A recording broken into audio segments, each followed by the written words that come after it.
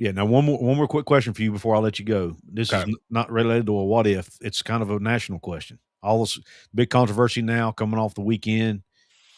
Do you think G6 teams should be in the playoff? I do. And I think last time we did this, I laid out some reasons why. Is on the field, they did what they were supposed to do, and they are, as of now, they are still part of the FBS, Correct. right? And so I know people want to change that, and then have G5 or G6 make their own playoff and things like that. But I don't think you can make it an exclusive club where you say you don't make as much money as we do, so you're not allowed in. And we've seen G5s upset Power Fours. Or guess you think of Boise State upsetting Oklahoma. Um, what was that, like 2006 or something like Yeah. that? Back And in since then, I mean, you've seen it happen in bowl games. I think Tulane beat like USC in a bowl Mhm. game. I think Michigan's lost to a G5 team in a bowl. It happens. Now, does it happen often? No, but that doesn't mean you can't exclude them out. And I know the argument a lot of the time, or at least with this year, as you talk about Notre Dame, Texas, and was it Vanderbilt Yeah. Or BYU. or BYU? I mean, personally, I thought BYU should be in. Um, Texas, you lost 3 games, right? And like I said it before, Texas has the resources to compete with that hard schedule, Correct. and you didn't live up to what you were supposed to do. Tulane and JMU don't have those resources. I think if given those resources, they could compete at a higher level. Correct. But I don't think you can keep them out simply because they don't have those resources. Does that make sense? I It mean, makes you're absolute sense. And I agree with you. And two, here's another I'm gonna add on to that. As we sit here as fans of West Virginia, who's I would say the next tier of college football outside of once you go past the G6. Now, technically, we're a P4, right? yeah, But we all know in the eyes of the national media, there's levels to that, right? You've got your blue bloods, then you've got everybody else, and then you've got the G5, G6. right. We're in the everybody else category. Yeah. Who do you think they'd come for next? If I they mean, if they if they start excluding the G6 teams, who's yeah. the next group to get excluded? Yes, to everyone The Big else. 12, the ACC, outside of maybe the big brands, right? Yeah. And I think once you open that Pandora's box, man, you've got to try to include as many people as possible. If you want all fan bases in the entire country to be represented, you have to do that. There's no other sport in America that excludes sections of the country because they don't have the money. Even professional baseball, who doesn't have a salary cap, the teams who are poor still get a shot to compete. They may not Right. win a lot, but they get a chance to compete. The Kansas City Royals still get a chance to compete Right. with the Yankees. You Yeah. know, And I don't think you can make just an exclusive club, because I think it's starting to head, if we keep on this in this trajectory, it's basically going to be an SEC Big Ten yeah. invitational. And then And who's to say at some point they don't start kicking teams out of those conferences? right, and just make an elite, 24 teams or some Or whatever. 30, yeah, Or 25, 24, like about the NFL, 32 teams or whatever. right. And I think the problem is, I tweeted this out, I think it was last week, couple weeks. I know you had liked it. Is the college football is not being stewarded, right? It's being exploited. Like it's these Yeah, commissioners and whoever else has their hands in it. It's about money, and the game is just a way for them to earn more money, collect more resources, more power, have more influence. I don't think they care about the actual game of college football and yeah, where it's going.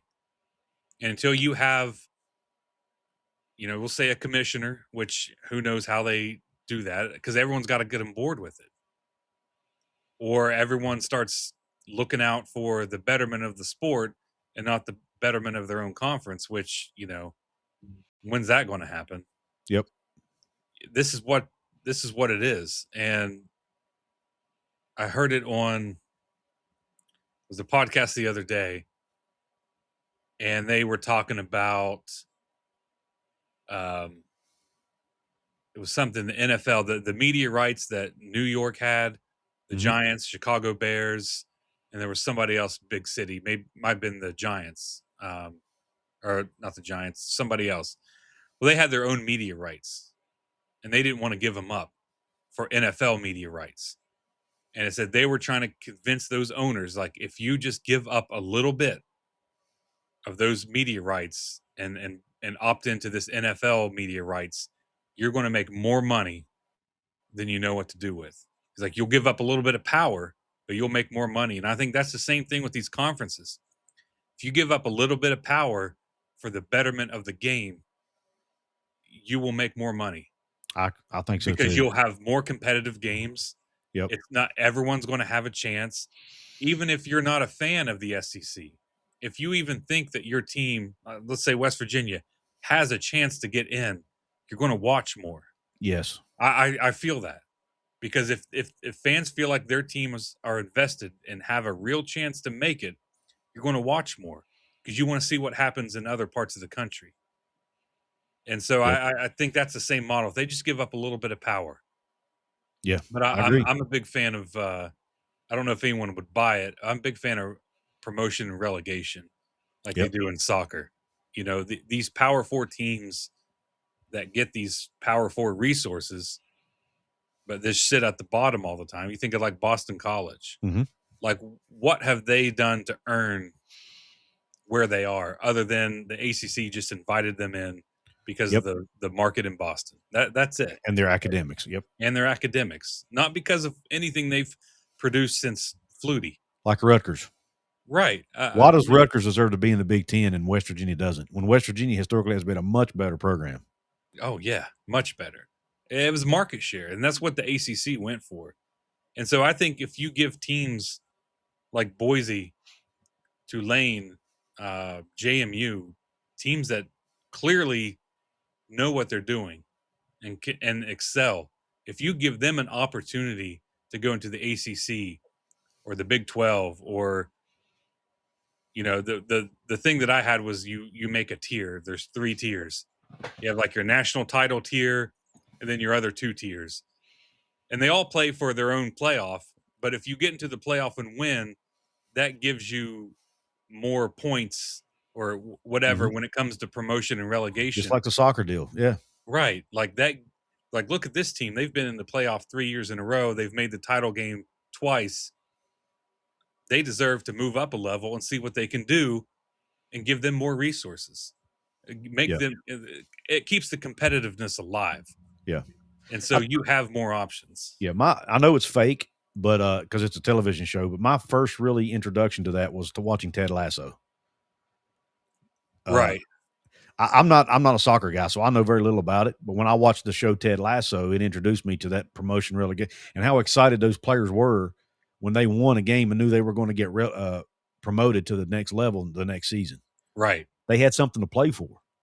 And you think about, like, if you're in that second tier, and this is, and I think it's like every so many years. My proposal was like every 3 years. You go and evaluate what the teams have done those last 3 years. Yeah. And let's say you're in the playoff or you're in the title game for the tier 1 or the tier 2 title game. Yep. You win this game, you get to move up to the next level. How many people are going to be watching that?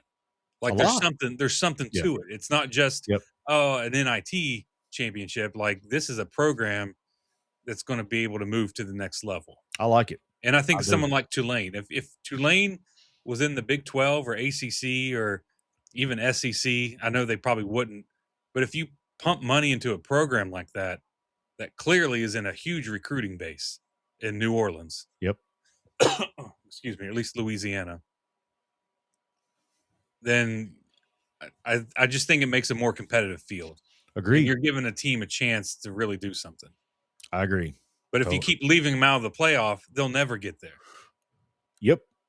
I love it, man. I think you're Yeah. spot on. I like to. I was against it at first, but the more I learn about it, think about it, and the more college football continues to go down the route it's going now, I think something like that is a solution for everybody.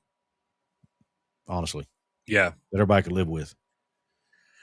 All right. I got to take a heart Yep. out here. So, Yep. I was going to say, I know you got to go. I was going to let you go, man. all Appreciate right. you hopping on. We'll hopefully do this again next week. And thanks everybody for tuning into the show. Yep. This was fun. Thank you. Yep. Yep.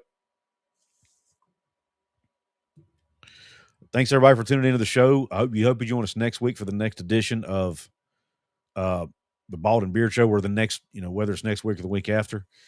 Hope you enjoyed it. Drop some comments below. Let us know, what is your what if we didn't cover it today, or if you want to respond to one of ours.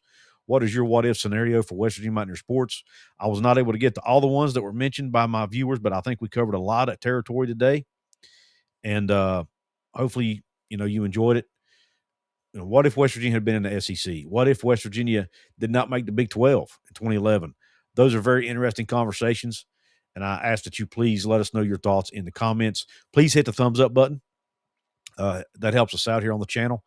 Please subscribe to my channel, and also go over to the Trust the Beard podcast. Subscribe to his channel as well. He does a lot of great content over there. Thanks to Appalachia Digital for supporting us here on the channel and over at our website, wvsportschat.com. And thanks to the folks at Rogue Sports Network for allowing me to be a part of their family. We hope you join us for the next one. God bless you all, and Q Country Roads.